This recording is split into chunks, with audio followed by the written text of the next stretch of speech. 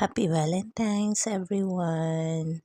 Ayan, dahil Valentine's kaya nag-celebrate kami ng mga friend ko, kumain kami sa labas at habang naghihintay kami ng aming order, minom muna kami, tumagay muna kami ng konti dahil talagang napakatagal bago i-serve ang aming order. Omelette lang yun ha, pero inabot kami ng 1 oras sa paghihintay. Mukhang sa Hong Kong pa yata in-order ang itlog na lulutuin. Oh my gosh, kaya nung matapos kami pauwi na, nagkunwari ako na galit at magwa-wild or magmaui kung sa Bisaya.